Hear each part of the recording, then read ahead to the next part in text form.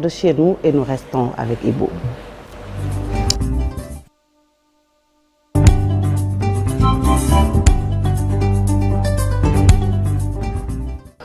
En Iran, Ibou, au moins 63 personnes exécutées lors des 2 dernières semaines du mois d'avril, selon une ONG.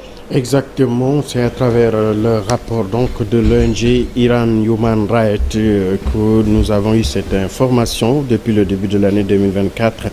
Plus de 171 personnes dans le pays ont été exécutées, soit 63 ces dernières semaines. Le nombre d'exécutions en Iran, qui avait chuté lors de la période électorale du Nowrouz et du Ramadan, a repris de manière conséquente avec de nouvelles vagues d'exécutions. Au Soudan, 2 chauffeurs de la Croix-Rouge internationale tués, 3 autres blessés. Ils ont été attaqués par des hommes armés hier jeudi dans la région du Darfour au Soudan, a annoncé le CICR. Dans un communiqué à Genève, l'équipe provenait de l'Aïba pour évaluer la situation humanitaire des communautés touchées par la violence armée dans la région lorsque le drame s'est produit.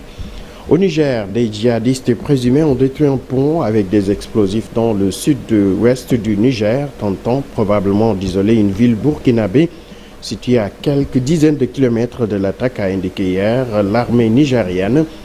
Des groupes armés terroristes qui ont détruit donc à l'aide d'explosifs. Mossi Paga est également un village situé à 9 km donc de la frontière avec le Burkina, a subi les assauts de ces djihadistes. En Grande-Bretagne, plus de 700 migrants sont arrivés au Royaume-Uni. C'est un record depuis l'année précédente, malgré la volonté du gouvernement britannique de stopper les passages par bateau depuis l'Europe.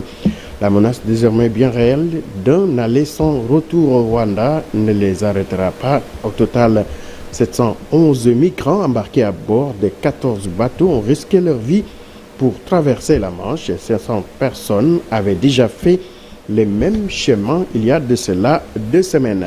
En République démocratique du Congo, les autorités s'efforcent à contenir sa plus importante épidémie de la variole et les scientifiques affirment qu'une nouvelle forme de la maladie détectée dans la ville minière pourrait se propager plus facilement parmi la population.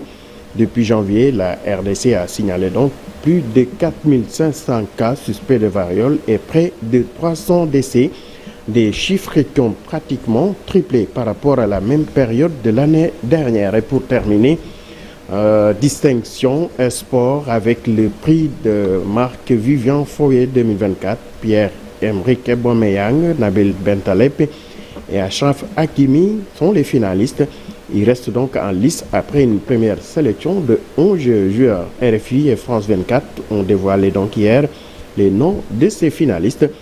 Le nom du vainqueur de ce prestigieux prix donc sera annoncé le 13 mai, donc dans quelques jours, Sokhna Fati, sur les ondes de RFI et sur les sites internet de RFI et de France 24. C'était tout pour cette première tasse actuelle. Merci beaucoup Ibou Diouf pour l'actualité hors de chez nous. Et puis dans la deuxième partie, nous recevrons Seydina Abadé, membre de la Convention des jeunes reporters. On est vendredi et comme tous les vendredis matins, on va parler économie. C'est la